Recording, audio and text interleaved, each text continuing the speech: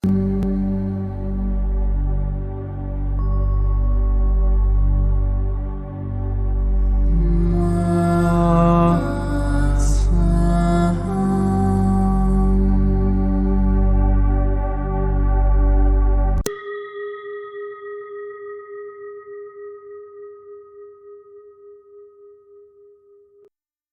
qui suit est la transcription d'un échange entre Mathias de Stefano, désigné ici comme moi, et son soi supérieur, désigné comme je suis. Dans cette capsule, la voix féminine incarnera le moi, tandis que la voix masculine représentera le je suis. Cette conversation, intitulée Europe, a été réalisée le 25 décembre 2020. Le soleil reprend aujourd'hui son chemin vers le nord, et ce matin, on ne pouvait rêver meilleure façon de l'accueillir.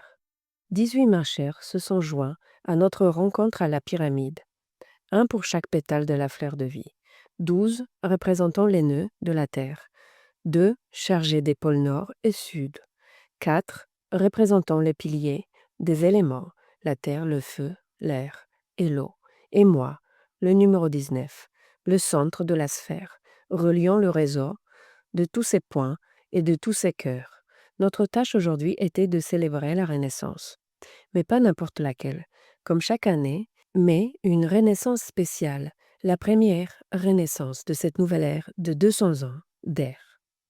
Tous les maîtres ont choisi de renaître ce jour-là, et certaines renaissances sont plus importantes que d'autres, même si elles ne cessent d'être des fractales les unes par rapport aux autres.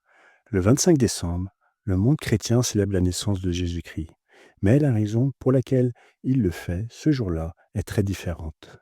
L'année terrestre est divisée en 12 mois solaires qui sont classés en 4 périodes générales appelées saisons. 2 d'entre elles sont connues sous le nom d'équinoxes, de printemps et d'automne, moment où l'axe de la Terre est en équilibre et où l'Est et l'Ouest s'alignent de manière égale. D'où le terme égal, c'est-à-dire éacus, à l'origine du mot équité et donc équinoxe. Les 2 autres représentent les moments où le Soleil s'arrête à l'horizon et reste immobile, stable pendant 3 jours avant de se remettre en mouvement. La perception de ce mouvement fait référence au fait que le Soleil apparaît chaque matin à quelques degrés au sud ou au nord chaque jour. Lorsqu'il atteint son déplacement maximal à ses extrémités selon notre point de vue, le Soleil semble s'arrêter pendant quelques jours avant de revenir. C'est pourquoi Soleil stable donne lieu à solstice, été et hiver. Ces 4 saisons sont la croix, la crucifixion du Soleil, car elles font référence aux positions du Soleil dans le ciel, les 12 extrémités d'une sphère, les portails du dodécaèdre, évoquent les 12 épines de la couronne divine, clouées sur un axe fixe entre le nord et le sud. Le 21 décembre est le solstice d'hiver pour l'hémisphère nord, ce qui a marqué dans les cultures d'Amérique du Nord, d'Europe, d'une partie de l'Afrique et de l'Asie, l'idée que ce jour-là, le soleil atteint son maximal au sud. S'éloignant, vivant le jour le plus court, mais annonçant ainsi le retour des jours longs. Pendant 3 jours, il reste immobile sur son axe, sur la croix, puis renaît à la vie reprenant son chemin vers la lumière le 4e jour, le 25 décembre. Ainsi, pour toutes les cultures nordiques, cette date représente la célébration du début de la nouvelle année, où tous les dieux solaires sont célébrés, car leur éclat renaît. Et les chrétiens ont repris cette idée pour dire que c'était la naissance de Jésus le Christ. Le Christ est le soleil, il est la lumière. Et celui qui représente la lumière et la conscience dans le monde sera le fractal du soleil, le fils du Dieu des cieux. C'est pourquoi tout représentant de la clarté devait recevoir son baptême et renaître le même jour que le soleil. C'est une tradition païenne des peuples ancestraux d'Europe, d'Afrique et du Moyen-Orient. C'est exact. C'est ce qu'on appelle la nativité. C'est le retour du roi du ciel, du Christ solaire, de la conscience divine. Et en 2020, en raison de l'alignement du Jupiter et Saturne, le jour du solstice, cette naissance est très spéciale, car elle rappelle que la Terre est en train de se couronner comme un être unique. Certaines personnes m'ont demandé quel était le rapport entre ce jour et Odin, le dieu nordique. Le même. Tous les dieux solaires ou fils du soleil, tels que Jésus-Christ, Bouddha, Hermès, Krishna, Mitra, Zarathustra et bien d'autres encore, sans oublier Horus, Thor et tous les dieux de la lumière, sont commémorés un jour comme aujourd'hui. Dans les peuples nordiques et scandinaves, Odin était le père de tous, et c'est lui qui, à cette époque, réussit à s'emparer de la sagesse de l'arbre Yggdrasil, le sapin, en récoltant ses fruits, les runes, pour les offrir en cadeau aux hommes et aux femmes. C'est ainsi que nous avons l'image d'un dieu nordique offrant des cadeaux sous un arbre le 25 décembre. Le Père Noël. Toutes les histoires se rejoignent dans la célébration de cette renaissance, comme vous l'avez fait aujourd'hui. Et cette renaissance doit venir de la mer. De l'utérus de la mère, mais surtout de son cœur. Et ce cœur, c'est l'Europe. Le chakra du cœur de la Terre s'illumine dans les géographies abruptes de ce continent palpitant. Aujourd'hui, j'ai pu sentir l'Europe dans mon cœur, battre. Je sentais toutes les anciennes mères chanter de leur voix en moi, me portant, comme elles portent, tous les membres du réseau. Je pouvais sentir leur manteau d'étoiles et le vent qui soufflait dans leurs chants. Aujourd'hui, nous devions aligner tous les cœurs de l'humanité avec le cœur de la Terre pour activer les cristaux que nous sèmerons dans le monde. Parfois, je ressens l'Europe comme une mère âgée, comme la grande mère qui nous raconte ses histoires, qui nous lègue ses commandements. Lorsque je me suis préparée à activer mon cœur pour m'unifier au battement de tous, j'ai pu sentir le battement de chaque être humain dans le monde, pulsant vers le cœur de ses propres territoires, de ses propres continents, puis tous ces battements se dirigeaient vers le cœur de la Terre, l'Europe. Là, dans son battement, je me sens chez moi. C'est ta maison, tu es le mémorial, celui qui enregistre les souvenirs et relie les membres, dispersés à travers le monde. Recordis, du latin revenir au cœur. C'est pourquoi ton être a besoin de tout relier à l'Europe, car ta maison est le cœur. Waouh, je n'avais jamais vu les choses sous cet angle. Maintenant, je comprends pourquoi. Je suis née en Argentine, en Amérique du Sud, et pourtant, je ne m'y sens pas chez moi.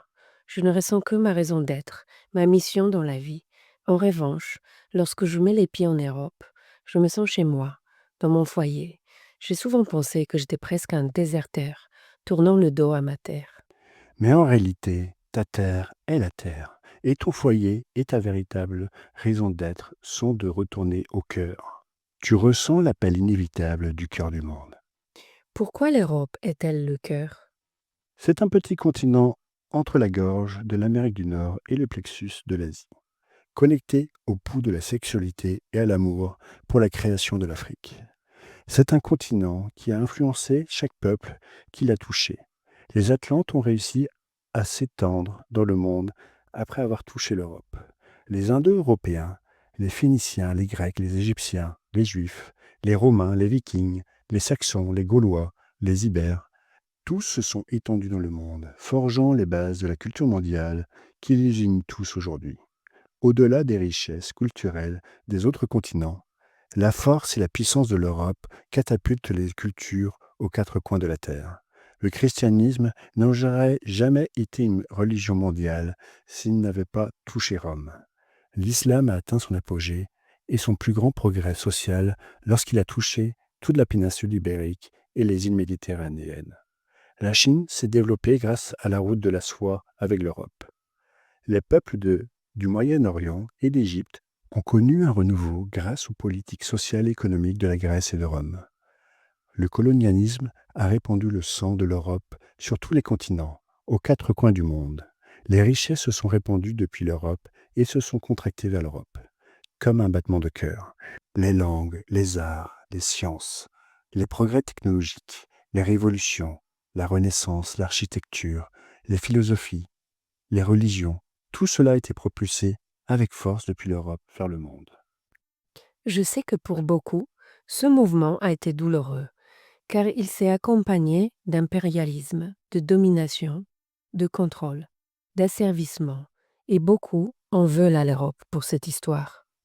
Parce qu'un cœur hors de son être, hors d'équilibre, est un cœur envahissant, conditionnel, contrôlant. Comme celui qui tombe amoureux en croyant que la jalousie est la meilleure preuve d'amour envers l'autre. que la possession est la façon de se comporter, que l'invasion est la façon de montrer qu'il tient à lui. Un cœur hors de son centre n'aime pas, il veut. Et l'Europe a connu un grand déséquilibre émotionnel dans lequel, au lieu d'aimer, elle se manifeste dans le vouloir. Et si elle ne peut pas vouloir librement, alors elle conquiert. Cela a du sens de la voir comme une personne émotionnellement déséquilibrée, plutôt que comme des nations ou des États impérialistes, oppresseurs. C'est pourquoi l'Europe doit trouver son équilibre, hein, revenir à son propre cœur. Ressentez-le. Je la sens, dans ma peau, dans mon propre corps. Ma tête est l'Ibérie, avec le Portugal comme visage. Je sens dans mon bras droit l'Angleterre et sa main puissante est l'Écosse, nourrissant la colombe de la paix, le Saint-Esprit de l'Irlande, tandis que de l'autre côté, à gauche, se tend l'Italie, soutenant la Trinité en Sicile. Les deux bras jaillissent de la poitrine, qui est la France, et je sens le doux battement de mon cœur en Suisse. Mon pancréas sous le diaphragme et à côté de la vésicule biliaire s'étend aux Pays-Bas, en Belgique et au Luxembourg. Dans mon estomac, l'Allemagne produit, avec les intestins dans les plaines d'Hongrie et de Slovaquie. Les ovaires en République tchèque conduisent à l'utérus en Pologne. Derrière le foie en Autriche et les reins avec leurs glandes surrénales en Slovénie et en Croatie. Les Pyrénées marquent les cervicales tandis que les Alpes dessinent ma colonne vertébrale.